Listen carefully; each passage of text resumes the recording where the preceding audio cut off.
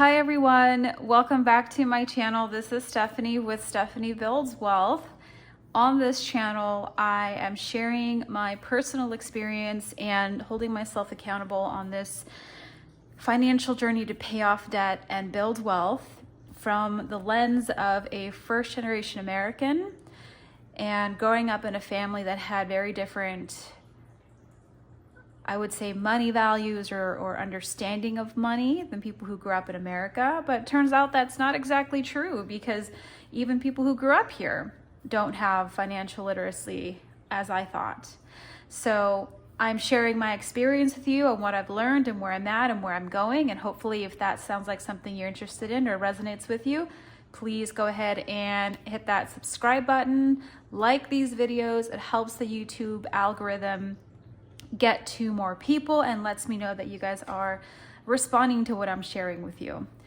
That being said, we're gonna go ahead and get started with this video. And this one is gonna be a little bit different. I have taken quite a bit of time to process where my new income is. I'm now in the six-figure club. Yay! Just like I said it was gonna happen, folks. You can do it too. And what I have learned about investing and debts, and I have restructured my debt payoff plan based off of that information. So I'm going to tell you how I have my debt structure settled, how I got there, and why we're at where we're at. So first things first, go ahead and grab a beverage or a snack. All right, I have broken down my debts into three categories. High interest, which is anything 7% and above, interest under 7%, so 1 to 7%, and then anything with no interest, even if it's for a time frame, if it's no interest, regardless. Why did I pick this format? So I picked this format because when you get to the part in your journey where you are learning about investing, you will learn that historically the market returns between 7 and 8% annually, right? So knowing that if I were to put money into the market and it's going to generate 7% returns, why would I shoot myself in the foot on the back end by funneling money up front to debt where it shouldn't be funneled? And where I could put this extra money into the market, which will eventually make me more money, right? The no interest cards, I mean, is it terrible to have that monthly payment? Of course it is. But if I were to pay these off now, it wouldn't really help me so much on the back end. It would help me now. But on the back end, when you're my age, in your 40s, you really have to think about what your money is gonna look like in the next 10 to 20 years, because you're getting pretty close to retirement, right? And there's a lot of costs when you start to get older, right? You have to make sure that you have enough in your retirement so that you can take care of yourself, that you're not a burden to your children, that you're not leaving debts to your children.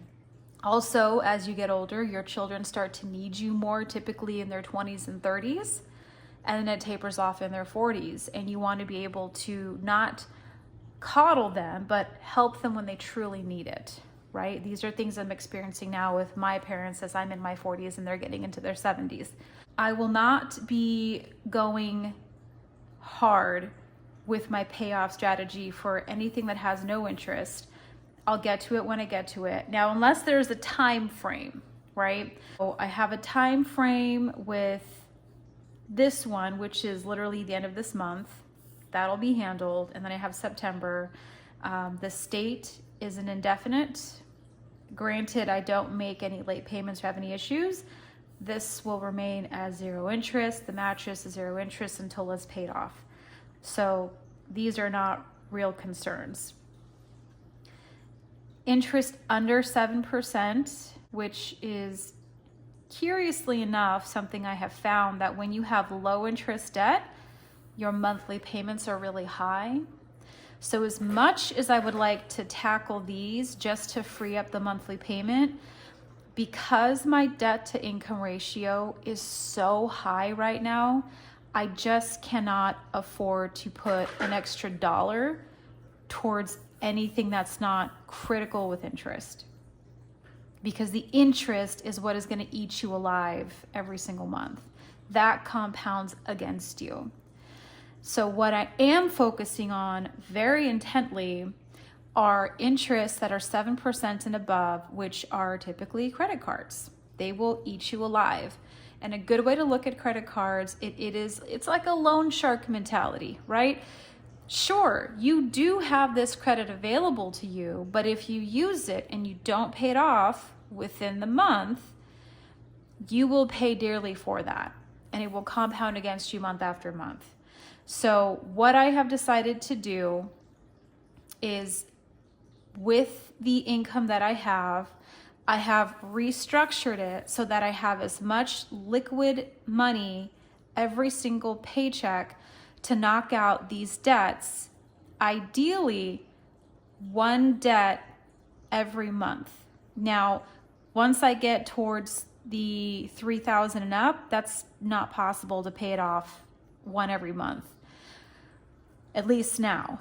However, it is possible for me to pay off the Affirm 1, which was paid off already. I was able to pay off the BMO because the interest free period was ending August 1st. So that was priority. After I paid that off, I paid off Affirm 1, and this helped free up about $88 a month. This freed up $40 a month. I am now focusing on Affirm 2. This was for my paralegal certificate course that I needed for the job that I got. That is critical that I get that completed, and I needed to use my Affirm to get that, so that by the time my review comes in about 6 months, I can show my new employers that not only did I say I was going to do this program, but I completed it within 6 months. It's going to be a great ROI. So for me, spending $2,700 plus on an education course that's going to significantly improve the quality of my work and show my new employers that I mean what I say when I'm going to get these things done, and position me to be eligible for that 10% annual bonus, that was a no-brainer. Easy to do that. And plus, with the money that I have freed up now, I can pay that off within 1 month. My old credit union bank credit card, this will be paid off in 1 month. Amazon, Upgrade, Discover, these will not be able to pay it off in 1 month, at least for now, from where I'm at currently. So how did I structure this? How am I able to pay these off, these high amounts, a card every month? Well, this is what I did. Once I got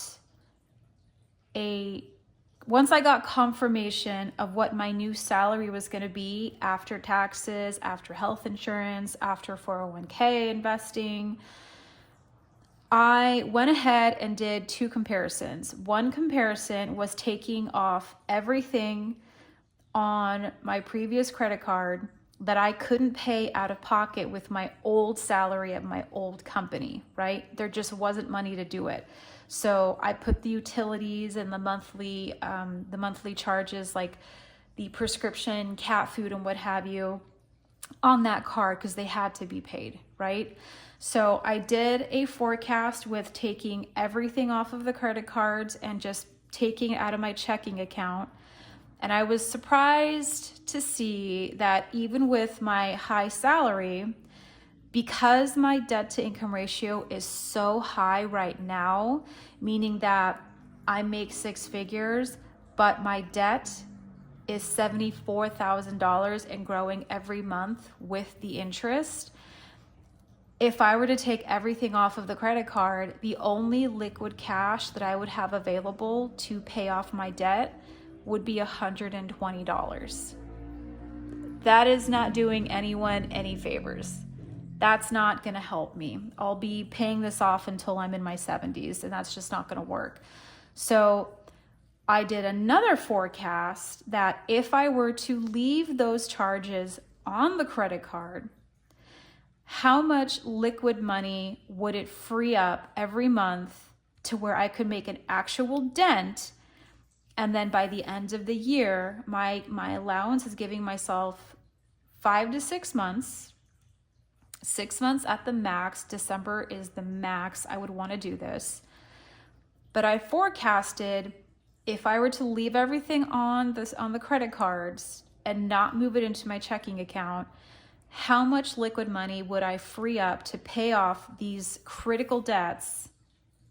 And I was shocked. The amount of money that I would have free at the end of the month would be about $2,000. So I decided, after playing around with the math, that if I was to keep everything on the cards as is, utilize that $2,000 every month to fiercely attack these high interest debts, I will have freed up more than $2,000 extra every single month and be able to pay off that credit card that I'm putting all my utilities on, all my monthly charges on in January, no problem. That is the plan of attack that I'm doing. I am focusing on the high interest. A firm one was already paid off. I have done the math, and a firm two will be paid off by the end of September, because we're in August now. And the reason why I'm not paying this off in August this month is because my Apple credit card has a balance that I needed to use between changing jobs and waiting for that new pay period to kick in. There's always that gap from when you get your last paycheck to your new paycheck, right? Your first full new paycheck.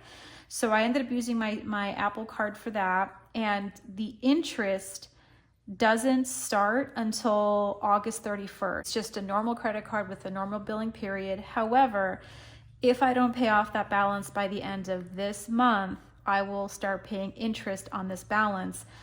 And mathematically, where I'm at, I don't need to do that. Apple will be paid off by the end of this month. Then by the end of September, a firm will be paid off.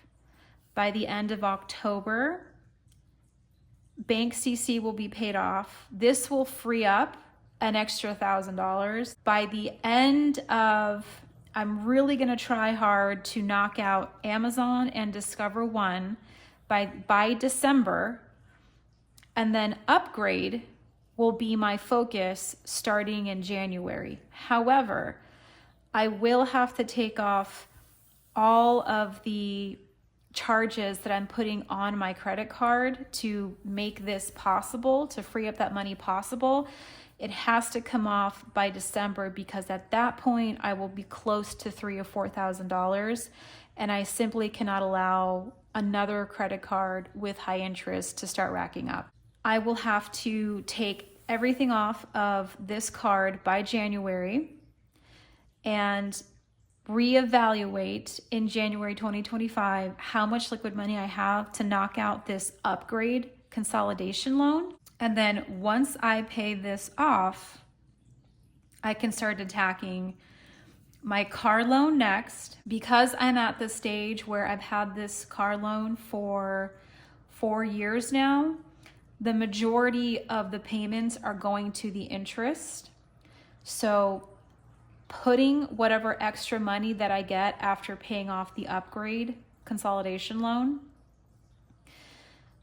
is going to go straight to the principal, and I will have this car paid off probably by summer next year. The school loans, I will probably have these paid off by the end of next year. Now, this is a bit tricky, because what I'm going to do, and I know a lot of people are going to disagree with me, and that's perfectly fine, because I'm not you and you're not me, and we're in different life situations and we respond to things very differently. By summer next year, everything here will be paid off. The car will be paid in full. I'll have my title. I will be working on consolidating these two together and paying them off at the same time. And that is going to free up a great deal of debt to income ratio. And by summer next year, I will have had my first review with this new position. And this new position gives you the opportunity of earning up to 10% annually for your bonuses. I will be making more money by that time. Now, that being said, there is one outstanding balance on this list that gives me so much anxiety and stress. It is always on the back of my mind, and I feel like I'm waiting for the other shoe to drop on a daily basis. That would be the balance to the state. You do not want to F around with the government. You do not want to F around with your state, because they have legal authority to, at any point in time, if they want to, have you pay the balance in full immediately. And if you can't, they can garnish your wages, yada, yada. We all know how this goes. They can take your tax returns. I'm not saying that they will do that. I'm aware it is a concern of mine. I'm aware that this isn't most likely going to happen to me where I'm at right now. However, the amount of stress and anxiety that I experience anytime I get a correspondence from them completely puts me in a fight or flight response for the rest of the day and for a couple days following that letter in the mail. Because when I see on Postal Service app that I have a correspondence for them, the amount of anxiety that I feel until I get to that letter is horrific. I cannot live that way, in that state of fight or flight for the next couple of years while this is paid off.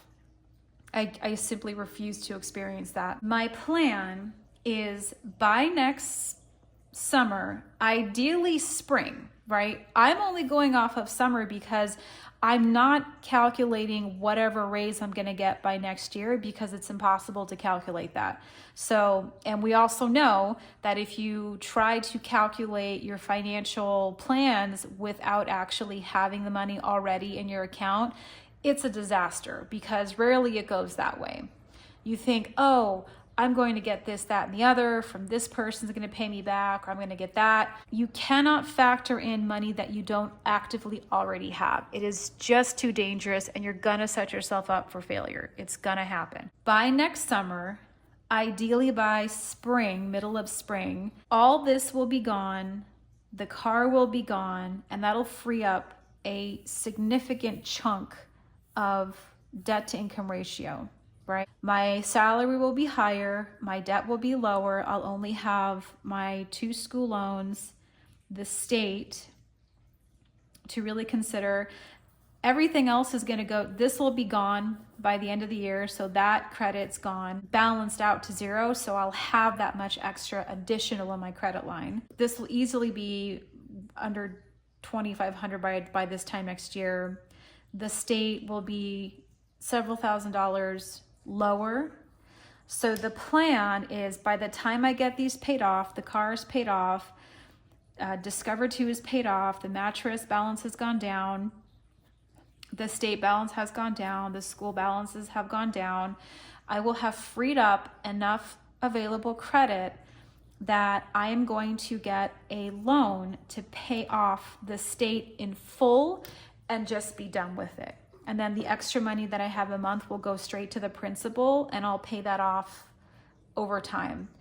I would much rather, for my own peace of mind and knowing how I respond to financial stress, it affects my appetite, it affects my ability to sleep, it affects my peace.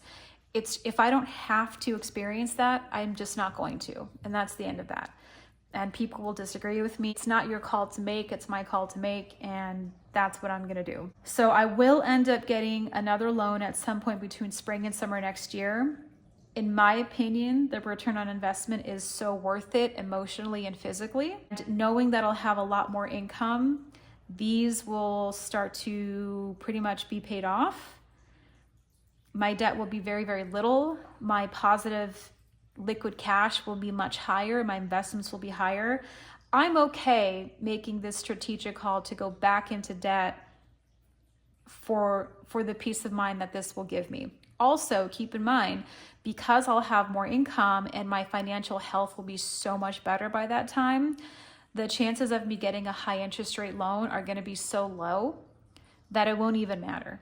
It will most likely be under 7%, which is, again, not a problem for me. I'm more than happy to pay, up to 7% interest on whatever the balance ends up being for the state by that time. Totally fine with that.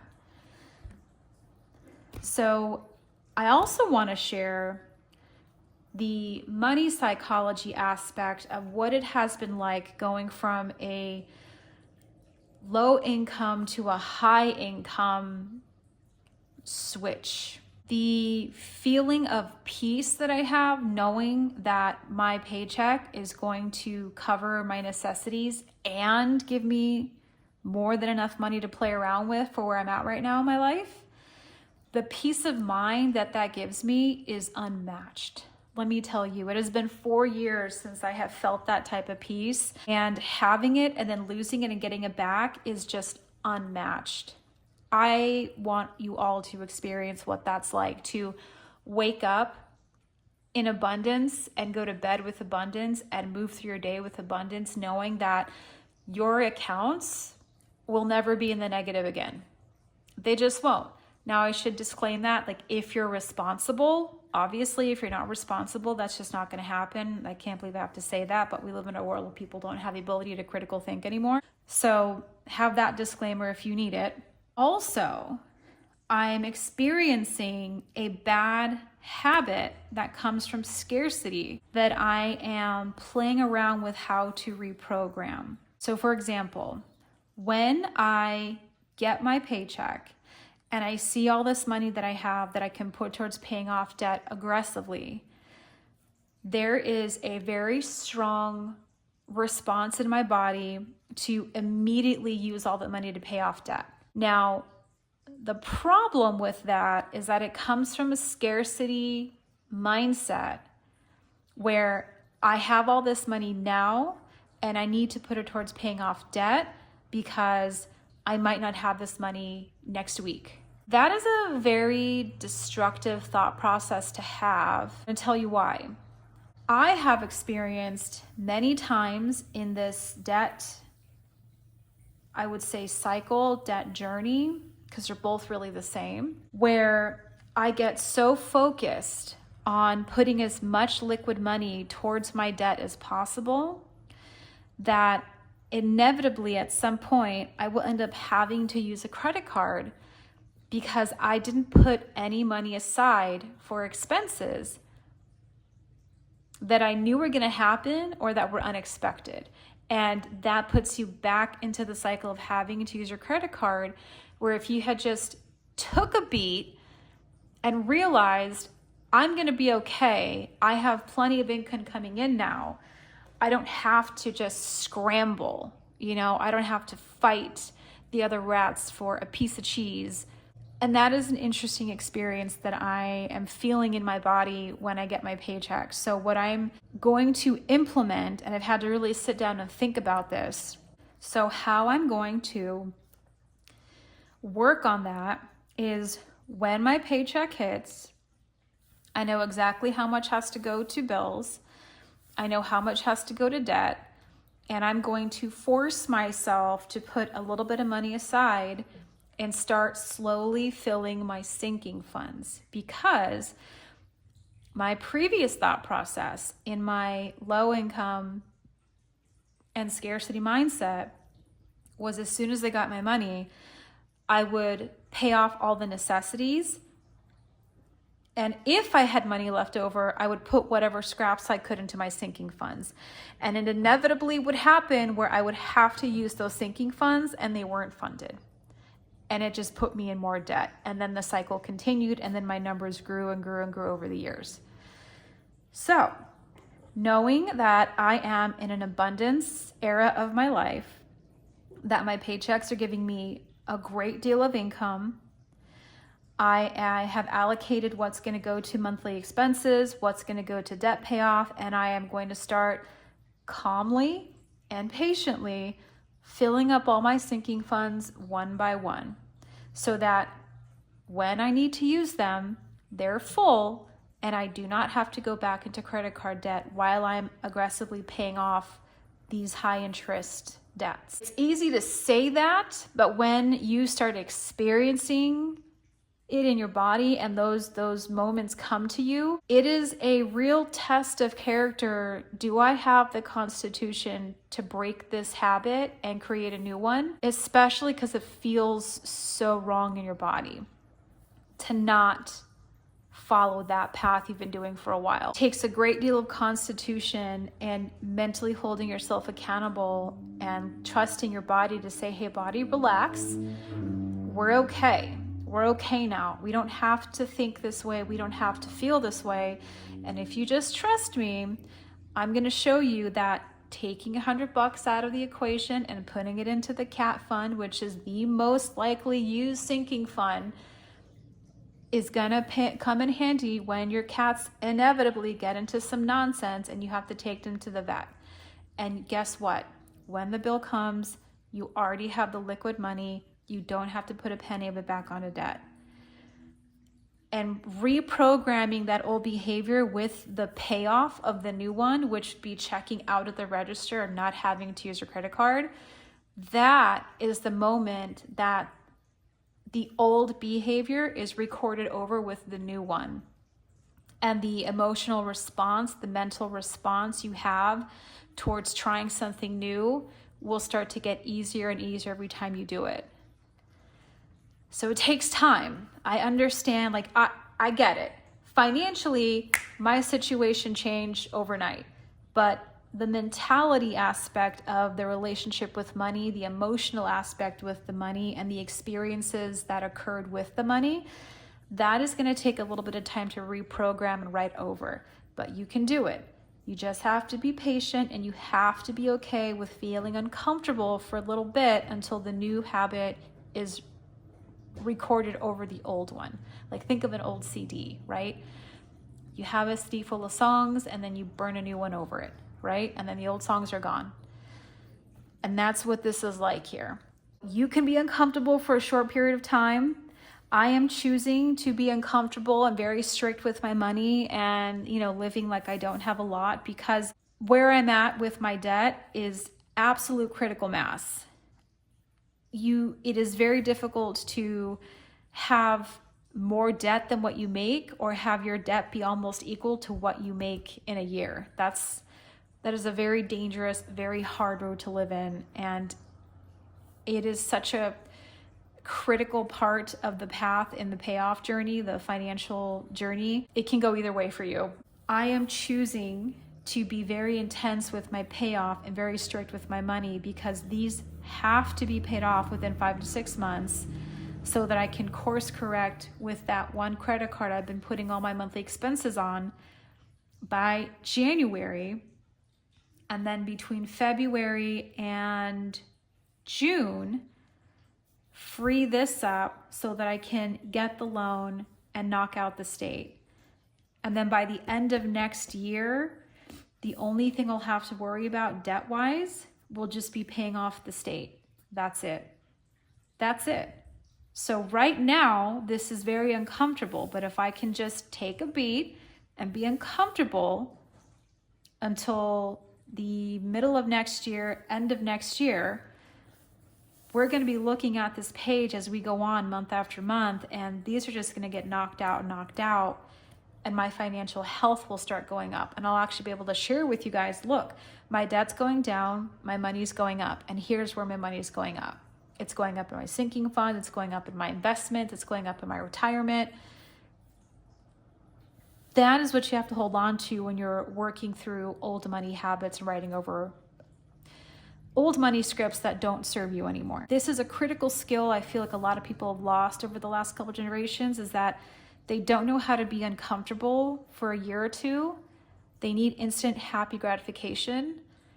But if you can be uncomfortable for a year or 2 or 3, you're going to be all right. If you can do that, if you can be temporarily uncomfortable, you have a lifetime of happy experiences coming for you. So that's what I'm going to share with you guys for now. I'm going to go get started with my weekend. You all have a wonderful day, and I'll see you on the next video.